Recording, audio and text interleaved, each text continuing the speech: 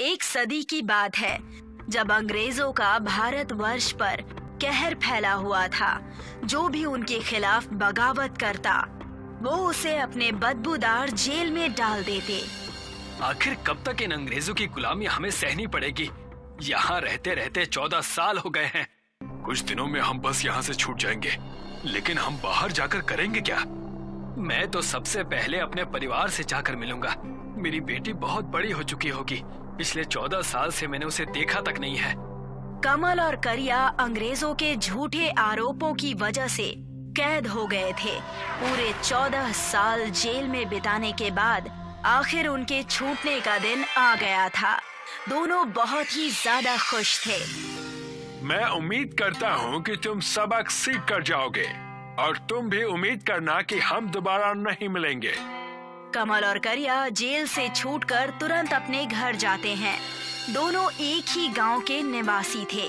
कमल अपने परिवार, अपनी बेटी विद्या से मिलने के लिए बड़ा ही खुश होता है और जैसे ही घर जाता है वहां जाकर देखता है कि वहां पर एक टूटी फूटी मकान है। सुषमा, पायल, कहाँ हो तुम दोनों? देखो मैं आ गया।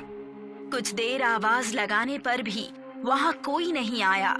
तब गांव के एक घुम्मड़ काका ने कमल से कहा, कौन हो तुम बेटा और किसे आवाज लगा रहे हो? अरे घुमक्कड़ काका, आप तो बूढ़े हो गए। मुझे पहचाना? मैं कमल, आज ही जेल से छूटा हूँ। अरे आओ आओ कमल बेटा आओ। तुम्हारी तबीयत कैसी है? वो सब छोड़िए, मुझे ये बताइए कि मेरी पत्नी और मेरी बेटी कहाँ हैं? मेरी आंखें उन्हें देखने के लिए तरस गई हैं। क्या बताऊं बेटा, तुम्हारे जेल जाने के बाद तुम्हारे घर का बुरा हाल था। सुषमा बेचारी लोगों के घरों में जाकर झाड़ू बर्तन करती थी और तुम्हारी बेटी पढ़ाई के लिए तरस रही है। भगवान ने मेरे परिवार का बहुत बुरा हाल किया है। मैं अब क्या करूं जिससे मेरा परिवार सही सलामत रहे? लेकिन ये दोनों हैं कहाँ? तुम्हारी बेटी और पत्नी हमारे गांव के उस जंगल के पास ही रहते हैं। आजकल सुषमा वहाँ लकड़ियाँ काटकर अपना घर चला रही है। जाओ जाकर मिल लो। चाचा की बात सुनते ही कमल अपने परिवार से मिलने जंगल की तरफ चला गया और वहाँ जाकर अपने परिवार को बुरी स्थिति में देखकर उसके आंखों से आंसू बहने लगे। सुषमा, देखो मैं आ गया। चलो अब घर चलो। अब आए हैं आप, जब हमारा परिवार ही नहीं बचा? और क्या करेंगे उस घर में ले जाकर? वहाँ ना तो कुछ खाने को है और ना ही रहने के लिए कुछ बचा है। तुम उसकी चिंता मत करो और मेरे साथ चलो और पायल को भी साथ ले लो। नहीं पिताजी, मुझे तो आपको पिताजी कहने में भी शर्म आती है। सबने हमें ताने मार मार कर ये हालत कर दी हमारी। अब आप मुझसे तभी मिलने आना जब आप काबिल बनकर लौटना। कमल अपने परिवार को बिखरता हुआ देख चुका था। वो वहाँ से चुपचाप मायूस होकर चला जाता है और सारी बातें करिया को बताता है। मैं जानता हूँ दोस्त, हम देश के लिए जेल गए और देश आज हमारा ये हाल कर रहा है। क्यों ना हम नौकरी ढूंढे? कहीं ना कहीं कोई ना कोई छोटा मोटा काम हमें मिल ही जाएगा। कमल और करिया कई जगह काम मांगने जाते हैं, लेकिन उनके जेल जाने की वजह से उन्हें कहीं भी कोई काम नहीं मिलता। पूरा कस्बा गांव सब छान मार लिया, कहीं कोई काम नहीं है। चलो वहाँ देखें, वहाँ एक भोजनालय नजर आ रहा है। जाकर देखते हैं, कहीं वहाँ कुछ काम लायक मिल जाए। कमल और करिया वहाँ जाकर काम मांगने की कोशिश करते हैं। तब वहाँ की मालकिन उनसे कहती है, चले जाओ यहाँ से। तुम चोरों का क्या भरोसा? कहीं मेरे ही यहाँ कोई लूटपाट कर दी तो? चले जाओ यहाँ से। करिया और कमल वहाँ से भी निराश होकर चले जाते हैं। कई दिनों तक प्रयास करने के बाद भी उनके हाथ कुछ भी नहीं लगता। तब कमल कहता है, ये सब उस जेल की वजह से हुआ है। ना हम जेल जाते ना ये सब होता। तो चलो उसी जेल के पास। कमल और करिया उस जेल के पास जाते हैं जहाँ वो 14 साल से रह रहे थे और वहाँ जाकर उसी अंग्रेज जेलर से कहते हैं, तुमने हमें बेमतलब के 14 साल जेल में रखा, जिस वजह से ना तो हमारे पास काम है और ना ही खाना। और हमारा परिवार तो हमसे मिलने से भी डर रहा है। तुम जैसे 2 कौड़ी के कैदी फिर से इस जेल में आ गए, तो तुम क्या चाहते हो कि तुम्हें हम और क्या दें? आप हमें काम दीजिए और क्या, नहीं तो तुम्हारी खैर नहीं। मैं तंग आ गया हूँ तुम जैसों से मिल मिलकर।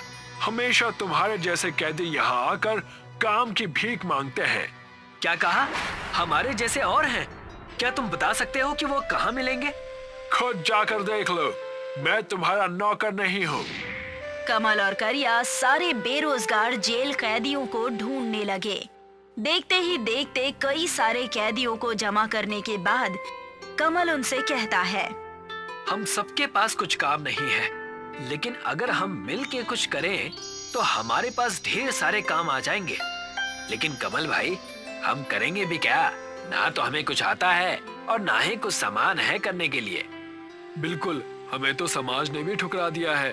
इन सब के बीच अब नया क्या करें? तुम सब बस खाना खाना जानते हो क्या? उसके अलावा कुछ भी नहीं?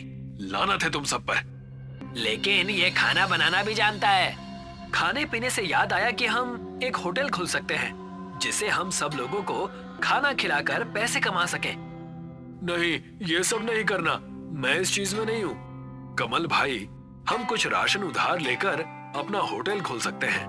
हमें बस अच्छी जगह की तलाश है। जगह की चिंता मत करो, मेरे गांव का घर किस दिन काम आएगा। हम कल ही वहाँ पर जेल होटल खोलेंगे। सारे जेल के भाई बंधु उस होटल को चलाएंगे। करिया और कमल ने मिलकर कमल के घर को एक जेल जैसे रेस्टोरेंट में तब्दील कर दिया, जो गांव के बिल्कुल पास में ही था। सारे कैदी गांव-गांव जाकर अपने जेल रेस्टोरेंट का प्रचार करने लगे। देखते ही देखते कुछ समय बीत चुके थे। कमल का जेल रेस्टोरेंट चलने लगा था। कमल और उसके साथी कैदियों की मेहनत रंग ला रही थी। भाई साहब, क्या आप मुझे आलू का पराठा और सरसों की सब्जी देंगे? हाँ बिल्कुल, मिलेगा ना। आप जाकर टेबल पर बैठ जाइए। जेल रेस्टोरेंट है, इसका ये मतलब नहीं कि तुम हमें जेल जैसा ही खाना दो।